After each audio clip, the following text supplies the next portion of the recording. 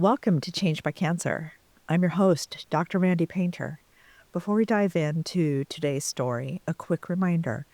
I'm a cancer epidemiologist, but I'm not your doctor or clinician. The conversations we have here are about personal experiences and systemic issues in healthcare. They're not medical advice. Please consult your own medical team for any health-related decisions.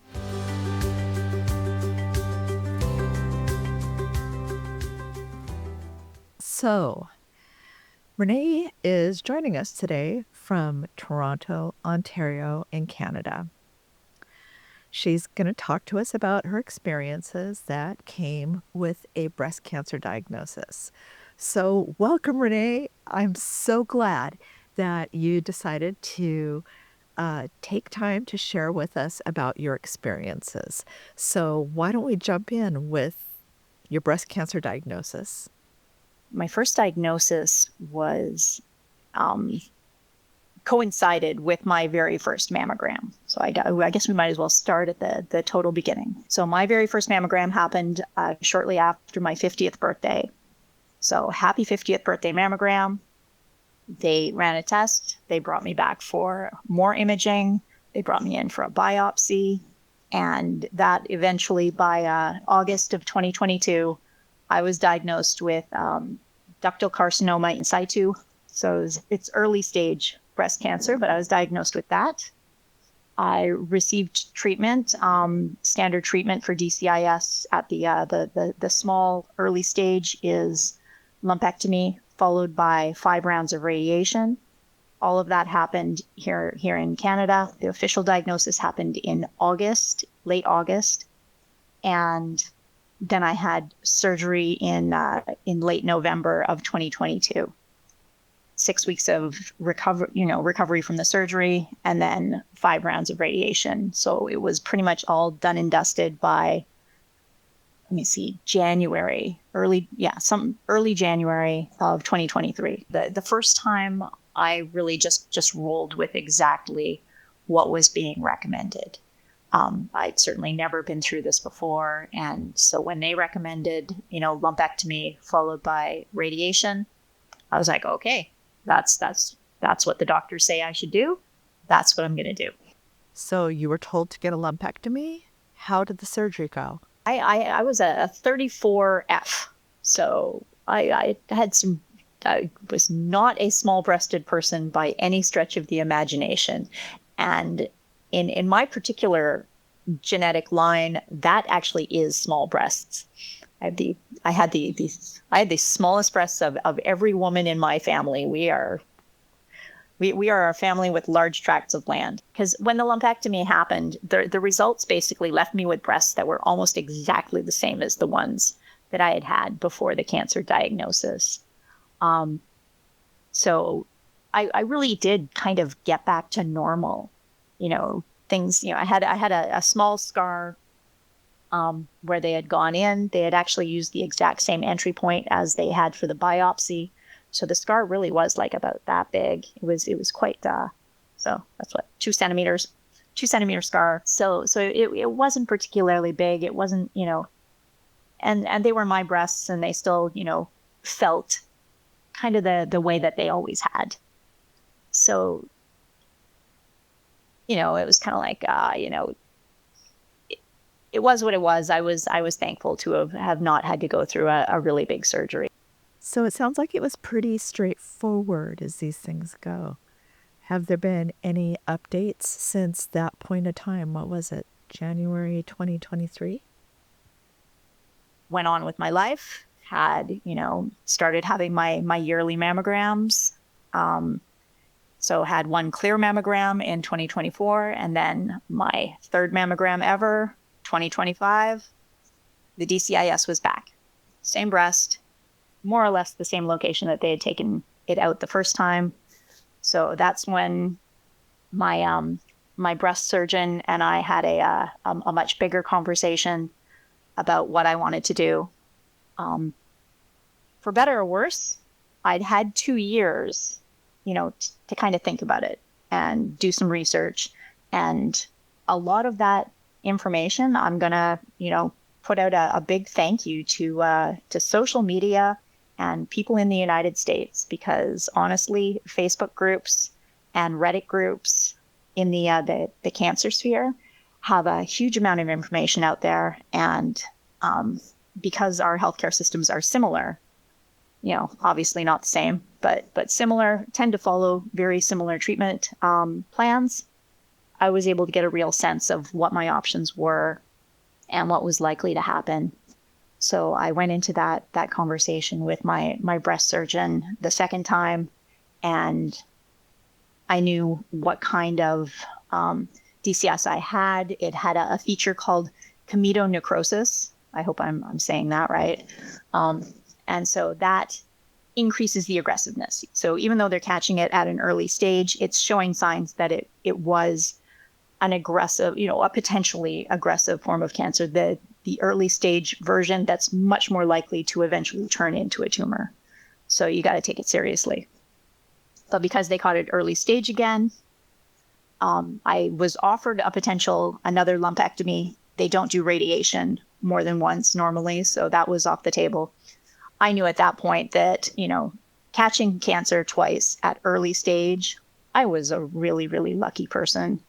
Great deal of good fortune coming my way. I wanted to minimize my risks of having to try and catch it a third time. So at that point, I opted for a double mastectomy, and with what's called a flat closure. So for anybody who's interested, it's called a Goldilocks to flat. So if you know what those words mean, you know what kind of reconstruction, non-reconstruction I have, which basically just means I don't have any breasts. It's pretty much flat now, and that was completed in mid-December of 2025, and so now it's April the 10th of 2026. So it's been about 4 months since that surgery. Happily, they got it all, or at least they seem to have got it all. The margins weren't as good as they would have loved, but there's nothing else to take out anymore.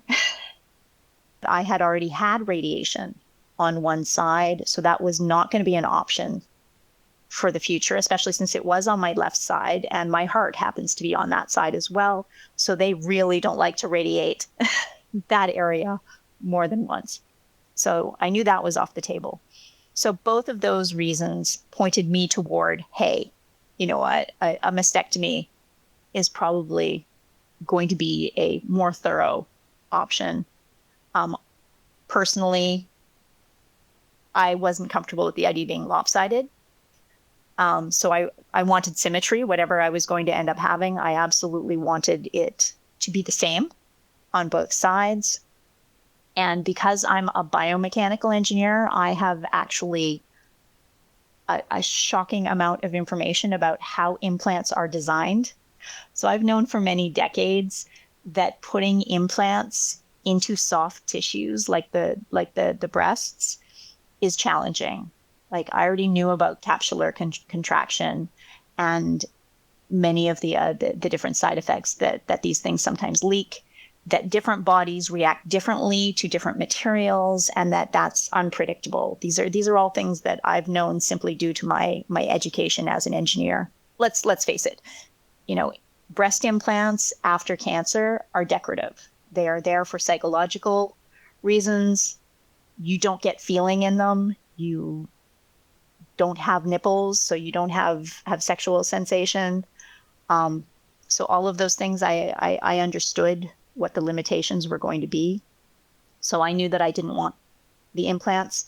I had the option of what's called flap surgery, which is where they take a section of tissue from your body and actually make a breast mound, which would have been, pretty something I definitely would have seriously considered, except for two big problems with my own personal body. One is that particular surgery has a really long recovery time. It's a pretty big surgery, and I'm just a very physically active person, and I wanted to get back to doing the silly circus stuff that I absolutely love and that keeps me mentally healthy. So that was a priority for me. The other one was that I no longer had the stomach tissue, the abdominal tissue that they would need for a deep flap surgery.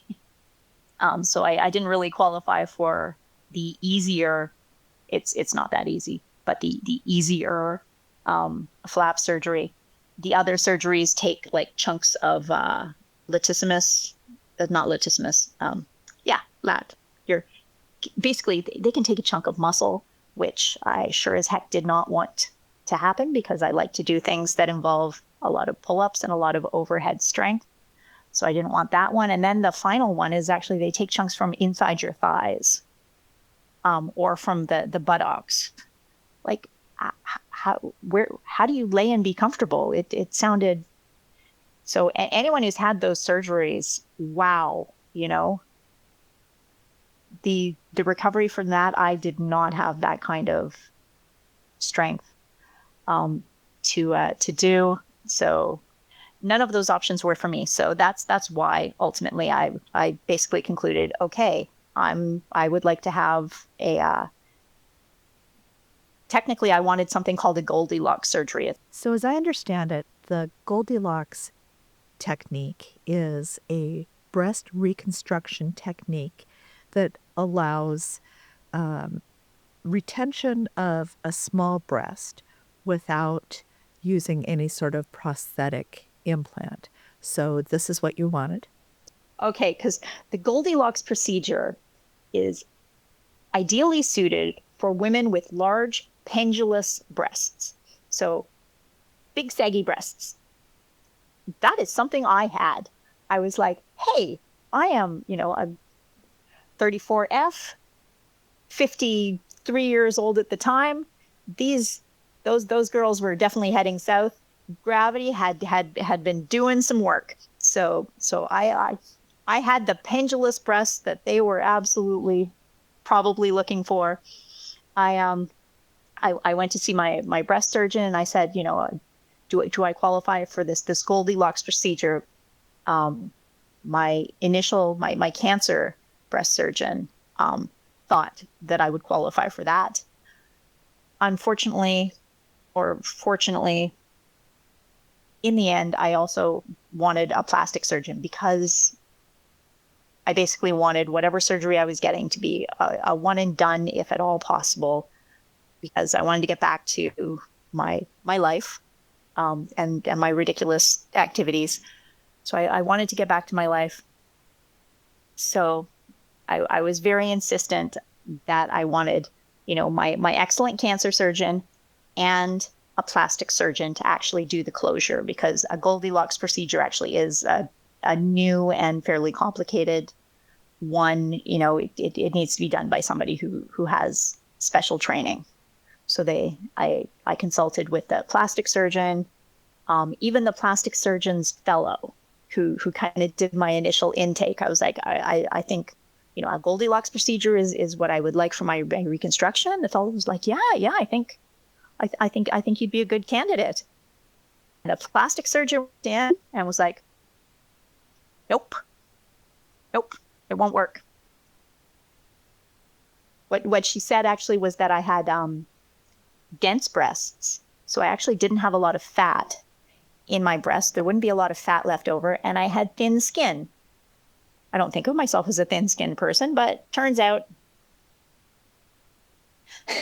it's especially on the side that had radiation. The side that had radiation, the skin thins. It's physically thinner. So she was like, I can tuck that in and do a Goldilocks, but you're not going to have an actual breast mound. She was like, I'm sorry, you're just not, I can't make something out of nothing. I was like, okay, well, I knew what my number 2 choice was. My number 2 choice was that I wanted that same scar pattern that comes from the Goldilocks procedure, but with a flat closure. She was like, okay. And that's exactly what I got. The tricky bit was that because now officially I wasn't actually having a reconstruction, I wasn't getting implants, I wasn't having a flap surgery, I wasn't technically having a Goldilocks done, The Canadian healthcare system was like, well, then why do you need a plastic surgeon? So there was an exceptionally long wait to get approval within our national healthcare system to have both a cancer surgeon and a plastic surgeon. So just getting the approval to have that surgery covered by the healthcare system took some time because it was an unusual situation and it took time for the wheels to grind. And then because these were two extremely excellent surgeons, because you got to remember, I'm in the biggest city in Canada. I had two spectacular surgeons. It then took some time to actually get it scheduled, find a time where they could literally be in the same operating theater at the same time. And so because early stage, it was a long, long wait. We signed the surgery documentation in, I would say, the end of July, beginning of August of 2025. And the actual surgery initially was supposed to happen in mid-November. But then there was a scheduling problem with one of the I think actually a nurse that was supposed to be involved with it. So I don't think it was any of the surgeons, but for reasons that I don't fully understand, it got put off. And so the actual surgery, signed all the paperwork. So had the full diagnosis and signed the paperwork, agreed on what kind of surgery it was going to be beginning of August, and had the surgery middle of December 2025. And I'm not going to lie, because during the surgery they also did a not a lumpectomy. They removed some lymph nodes. So they took out some lymph nodes on that side to see if it had spread. And I mean, it took another 6 weeks for that pathology to come back. So from the surgery, from middle of December until like almost the end of January, I didn't even know if I was getting chemo or not. I didn't know if there'd been any spread. So in both those situations, like, those timelines are outside of the recommended timelines for where I am. That's not what it's supposed to be. Those were some tense months. So it sounds like all of the waiting and the uncertainty took quite a bit of an emotional toll. So now we're back to waiting. So that's kind of the cancer side of things. But as we have discussed, there's the whole psychological side of cancer. And having been through this, what I tend to refer to as a carnival ride, having been on this carnival ride now for the second time, when I found myself standing there and getting into the car and having the thing come down around me as we went, knowing approximately what I was going to be in from a treatment standpoint, I took a different approach this time because it was my second time going around. So I kind of looked back on things that I wish I'd done the first time, and I made some changes, and I approached it very differently the second time. So that's the part that really changed for me, was that I took a very intentional approach as opposed to just reacting to the diagnosis the second time that happened. Then when I found myself in it the first time, so to sort of get back to what the differences were between my first cancer experience and my second cancer experience. The first time, like I said, my dad had cancer, but I didn't know very much about treatment or even sort of how the system worked. So I just canceled everything. I was terrified. It was like a bomb has gone off in my life. There was a giant explosion, and suddenly I knew I had all these doctor's appointments and all of these things to think about and these worries. So basically, I just jettisoned everything out of my life that wasn't important, everything that wasn't sort of critical to kind of functioning, thinking at the time that I needed all those resources to deal with this thing that was happening, to me, and to be available to go to appointments and do anything at a moment's notice. But when the second round came, so 2 years later, after I'd had time to, fully recover from the lumpectomy and the radiation, I was basically sort of back to myself. I was feeling very much back to myself. And in those 2 years, to be really honest, I did some real sort of digging. I'd been through a big thing, and I started asking myself, sort of like my life had been exploded. I was like, okay, well, what matters to me? So I made some changes. I'd made some changes in those 2 years.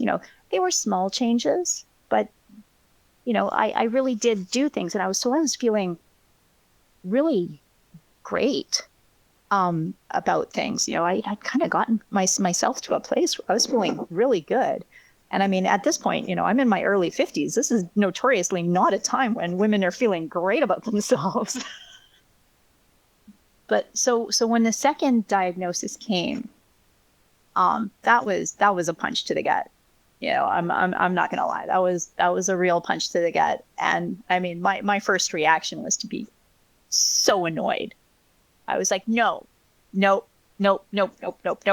learned those lessons. I did the hard. Screw you. I was so mad. I was so pissed off. Which, the emotions got to come out some way. So I kind of channeled that annoyance, and I was like, no, I've already learned my lessons. I learned my lessons. Screw you. So I was like, okay, you know what? Stop. I took a breath. I was like, all right, what lessons did I learn? If I learned something from that first experience, what did I learn? Because it looks like I'm going to do this again. So what do I want to do differently? And the really, really big one for me was I was like, well, you know what?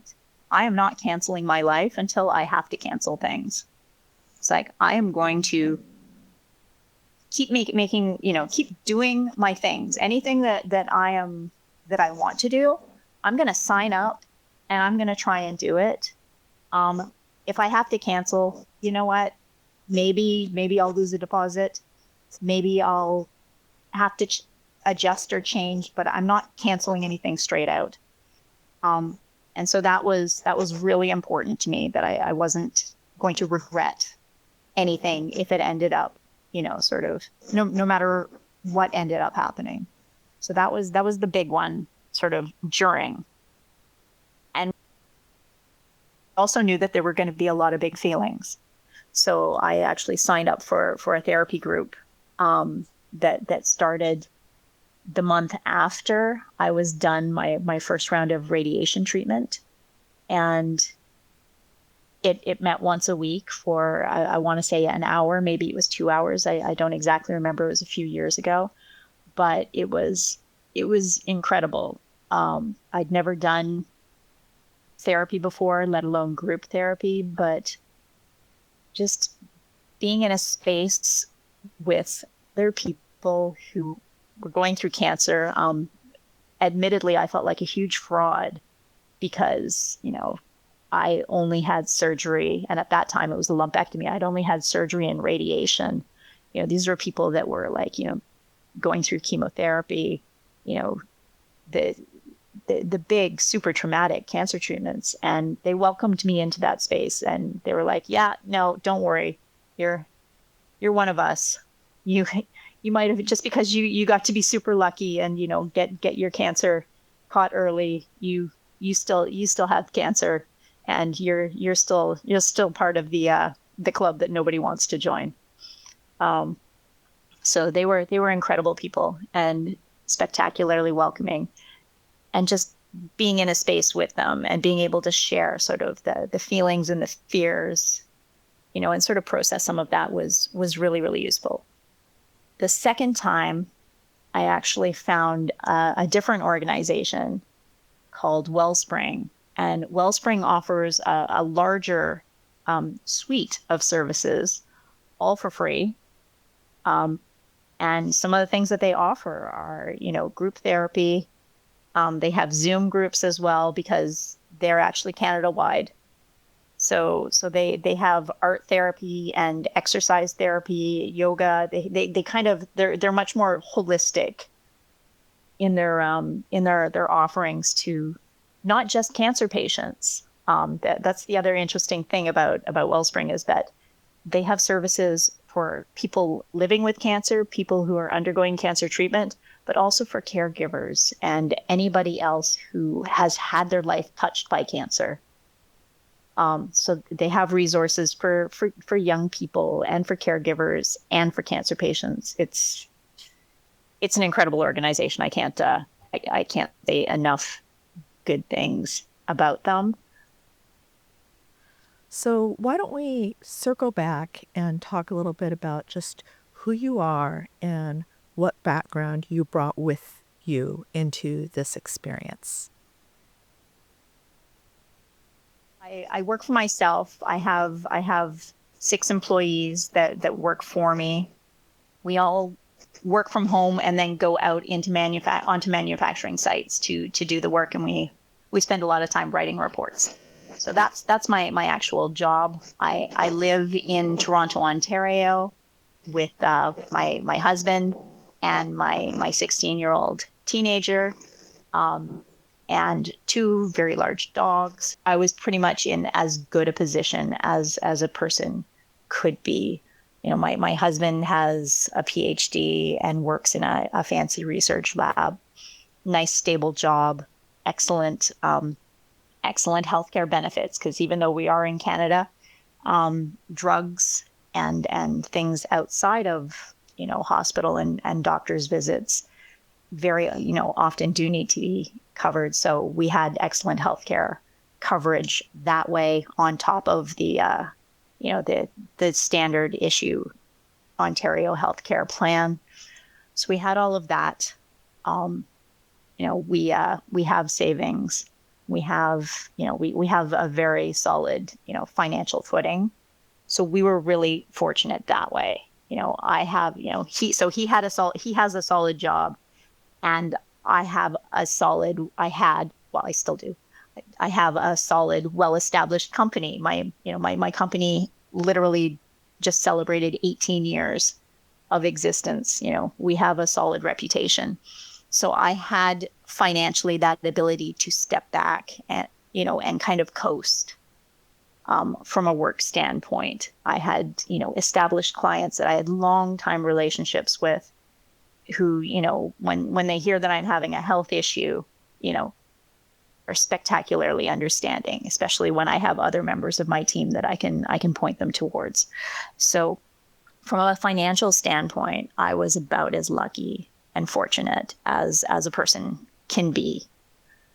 I had a boss that just always understood if I needed to take a nap or a mental health day or just, go for a walk. She always had my back. I am in the largest city in Canada. So, and because my husband actually works downtown, we have a home that's actually positioned to make it fairly easy for me to get to the hospitals that are right in downtown Toronto. So that was a big boon from an accessibility standpoint. It meant that, when I needed to go to appointments, when I needed to have radiation, and surgery, I could literally get on a subway and be at the hospitals within 40 minutes pretty easily. So that part is pretty great. Like so many people, I work from home. It did mean that when I had a health issue, even though I'm in Canada, I still had to worry about the fact that I couldn't take any sort of official paid medical leave. That, I own the company, so that's not an option to me. under, even under my particular country's circumstances. So that wasn't an option. So I did have to get back to work fairly soon after my surgeries, or at least be able to work, as much as practical. The other great thing, though, is that I have an amazing team. So my team was there, and they were, it was always a bit of a balancing act, but I never had to push anything beyond what it needed to be. The U.S. healthcare system and the Canadian healthcare system have their similarities and have their differences in terms of, the payer model and private versus public. And so in the U.S., one of the challenges is for people that live in more rural regions of the country to be able to access health care and to be able to have a choice in providers. And so I'm really curious about people in Canada. I'm sure there are a lot of them that live more rurally. How does Canada work with access to providers in terms of this kind of U.S. Canada differences versus similarity comparison? People who live outside of the large urban centers of Canada don't have the same easy access to the exceptionally high level treatment that I was able to obtain.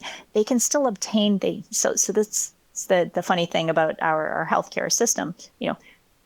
Everybody who is living in Ontario legally, so whether a person's an immigrant or Indigenous, technically we all have access to the exact same system.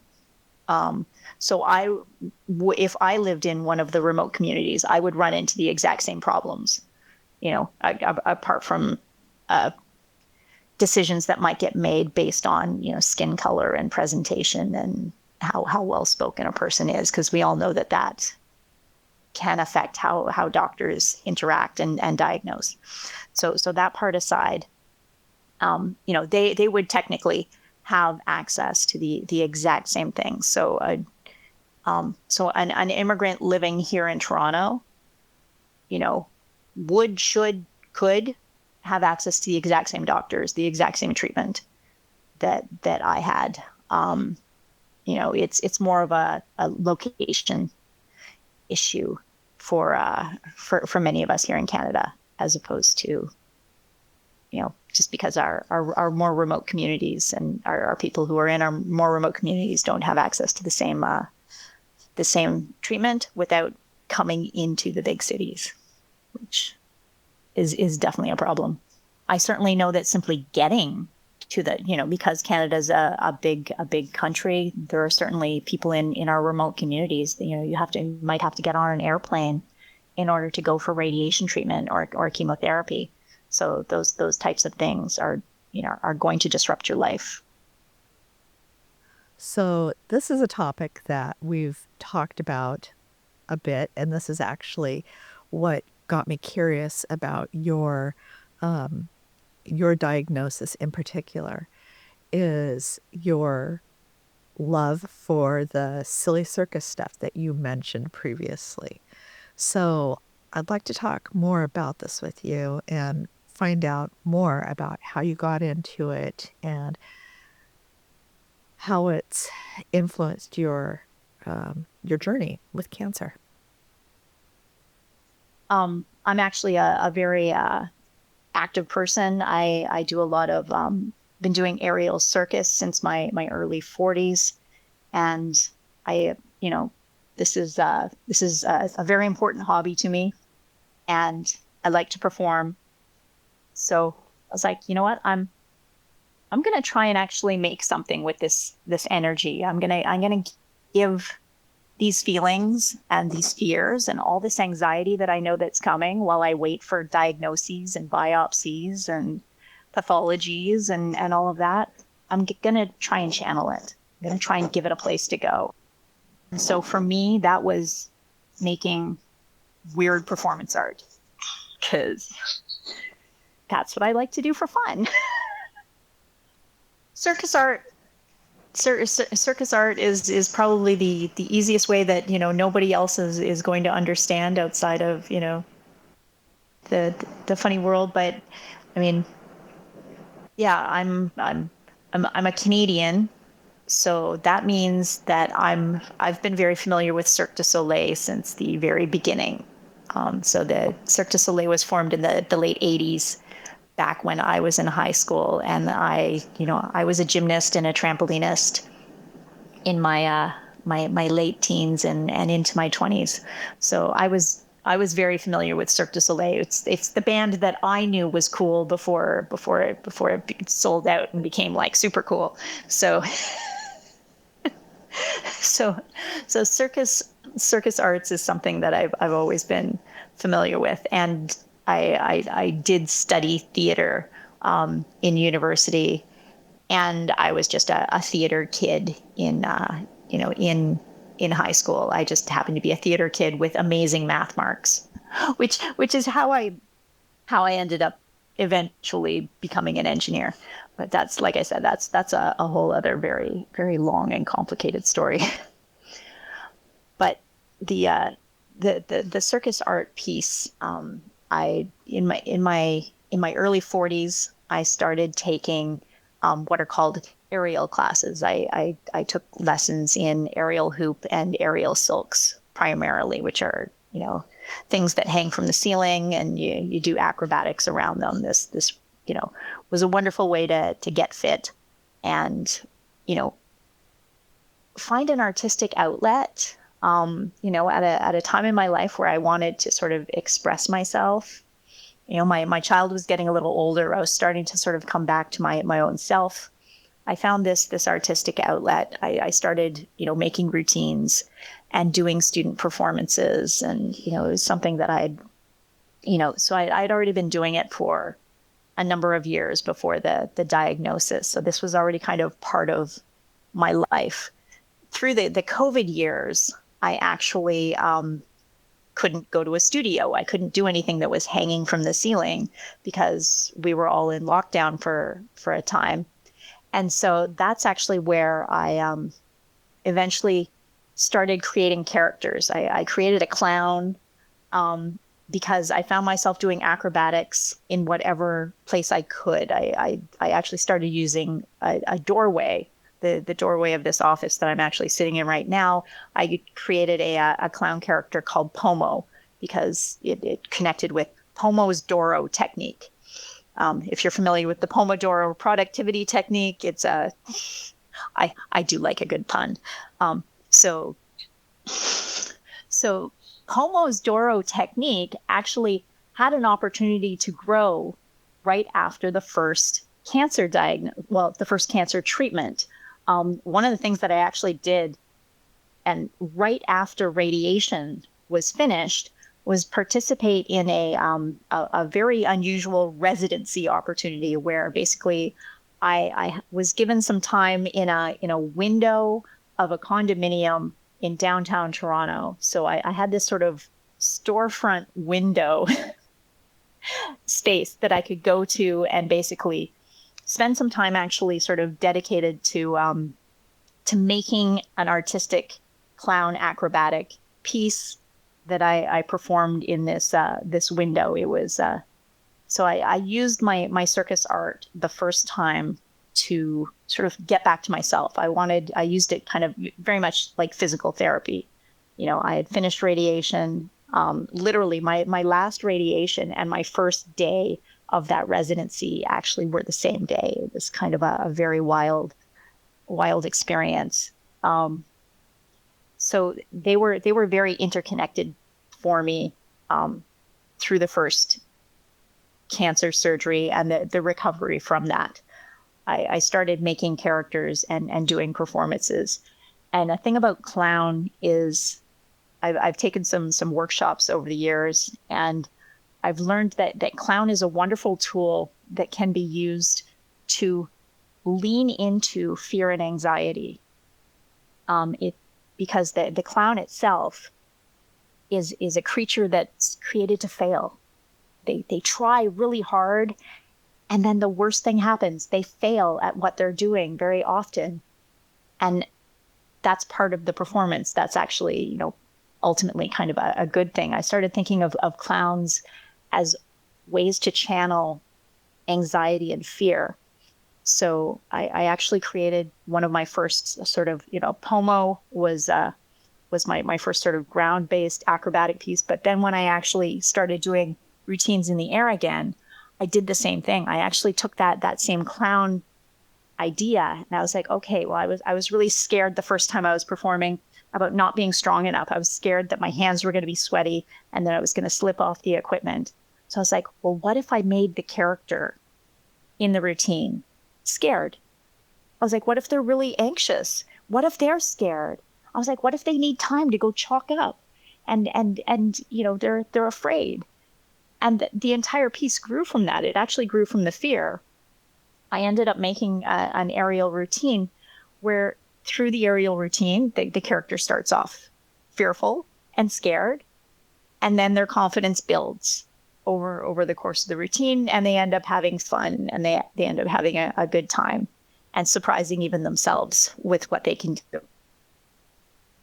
And so that was part of my recovery from the first cancer. And that's why when the second cancer diagnosis came, it was the immediate place that I went. I was like, okay, I'm going to take this fear. I'm going to take this anxiety that I know is coming, and I'm going to make something with it. I'm going to give it a place to go. I'm going to have a place to channel that energy. And that's where the purgatory piece came from. It was performed literally in this cube that I'm sitting in right now, because I found that the cube is a space that I like to use. It's I can do different acrobatics around it. So it was something I knew I was going to have access to, and so I started making that piece to deal with the fear and the tension that I had surrounding the purgatory. I actually titled the first piece Ave Maria Variations. The first one was Purgatory, because Ave Maria seemed like the perfect song, because it is meant to be a battle hymn. In Ave Maria, it turns out that the singer is actually, praying to the gods before her father goes into battle. If I'm understanding the song correctly, it's a prayer before someone goes into battle. So for cancer treatment, that seemed like the right thing. And now I've started actually making it's a series now. At each stage of the cancer treatment, I've been getting ideas of different routine performances that I'd like to do. I've already created the second one, that's actually called Recovery. That's the post-treatment version of this piece, and I've got two more in my knocking around in here that need to find some actual expression.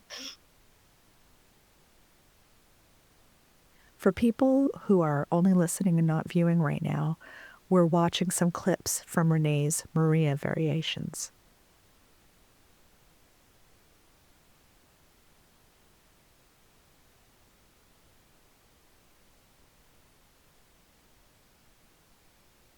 So I'm really curious about,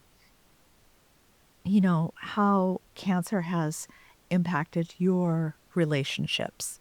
You mentioned that you have a parent that went through cancer, and that you're now a parent that has a child at home while you're going through cancer. And so can you just talk to us a bit about kind of a compare contrast between those situations, and how does cancer work with your family? I was the first woman in my family, my immediate family, to be diagnosed with with breast cancer.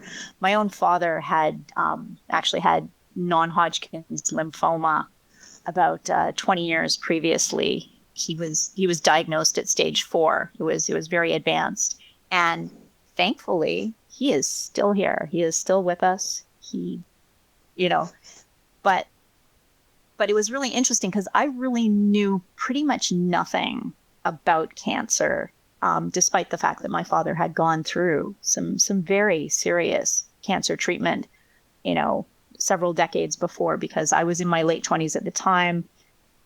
And I think is common with parents of their generation. They really kept it from me. They kept the difficulty from me. I believe that they saw it as not wanting to burden their children. I was a fairly young adult. I was just trying to figure out, my first job and going back to school and all sorts of different things that were kind of happening around that time. So they didn't share the hard part. I only saw the brave cancer patient, which I think a lot of people are very familiar with that sort of imagery. The cancer warrior is something that, we all admire. With my child, I tried to be very frank and very appropriate in how I shared information. I wanted to make sure that they didn't feel that any information was being held from them, but at the same time, I didn't want to scare them. That was true certainly both times. The first time they were, for some reason, it feels like they were a lot younger. They were also like, we were just coming out of the whole COVID experience and lockdowns, so they had already been through quite a lot in the preceding years. So for better or worse, they kind of didn't really clock what was going on with me health-wise. They knew I had to have a surgery, and they knew that happened, but they were mostly, kind of focused on their own world. So that seemed to go pretty smoothly. And then it was the second time that they seemed almost kind of blasé when I first told them. They were like, "Oh yeah, well, you've done this before." Such a teenager reaction. We know how to do this. It'll be fine. Which was pretty much their exact positioning right up until the surgery. But oh my gosh, just about a week before the surgery, I think the reality of it actually did hit them. And they had we had a lot of heart-to-heart talks around that time, because they were, they were they got pretty freaked out, but so I shared the information that I have. I've never said to anybody, "Oh, it's going to be fine." It's when I'm never going to guarantee my child or anybody else that it's guaranteed to be 100% fine. This is how the world works. So I never told my child that things were going to be okay. I always, everything comes with a caveat. It always comes with tolerance bars.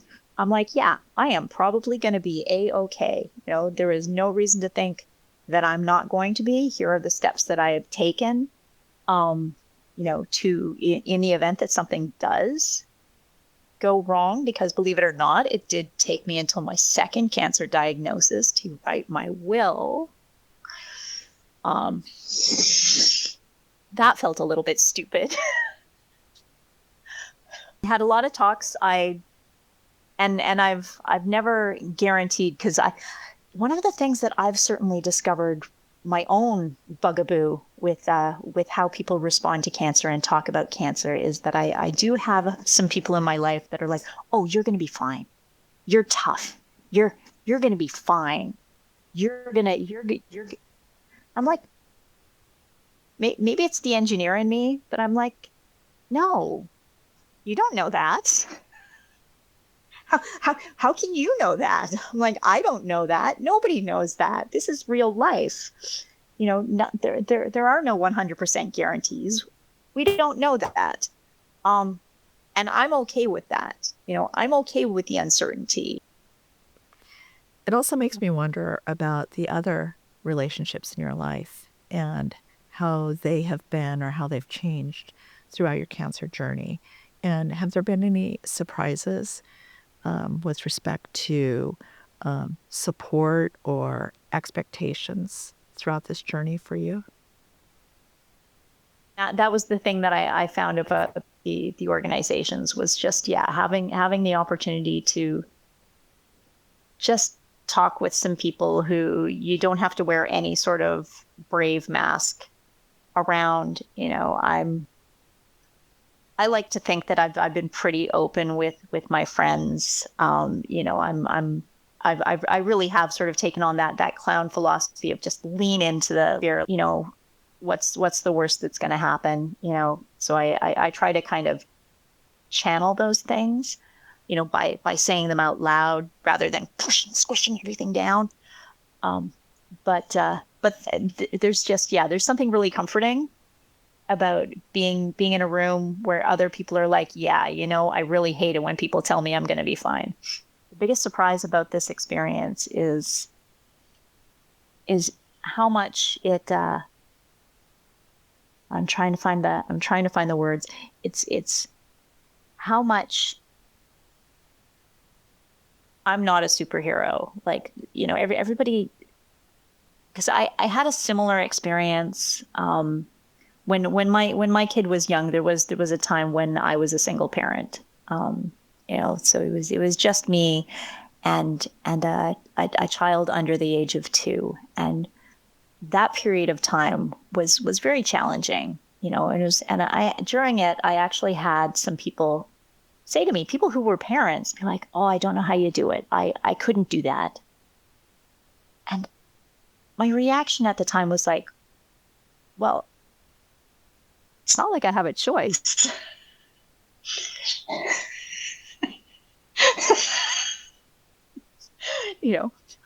What else am I gonna do? I don't have a lot of choice in the matter. And cancer's been the same way. It's I get uncomfortable when people are like, "Oh, you're so strong," and wow, I don't know that I could have done that. And I'm like, well, I'm pretty confident that you could, because the other options are pretty horrible. So you find the strength, you do what you got to do, and so I'm just really thankful that that I that I found the strength in me. It's been tough, and the part that surprises me is because I've been pretty open about it and talked to other people about it, and it's the entire reason why when you put out this podcast idea, I had my hand up. I was like, okay, because every time I've shared honestly what's going on, both the fear and just the experience itself, it has come back to me. Other people that I know, and like yourself, people that I didn't even know that were out there, have come and said, you know what, you said something and it helped. And so I guess that's the part that surprised me. I'm like, because I'm gonna admit, I made that purgatory thing. I made it to help me. I made it for very selfish reasons. I made it to help myself because it helped me get through a tough time. And so it's been really surprising just how much that has then come back. It's kind of fed itself, and that's been so spectacularly special. Because every time I hear that, anything that I put out there was at all helpful, I'm just like, wow. Everybody's experience is going to be unique, but they're all going to have things in common. And I certainly have found through, especially those long days that I was waiting for treatment and recovering from surgery, listening to other people's stories and hearing people just share what it was like for them, helped it feel a lot less lonely. I can't think of a better note to end this on, Renee. Let's just stop right here. I appreciate the time and the care and the energy that you've taken in sharing your story, your experience with us. It's brought connection. It's reminded us that we're not alone in this journey.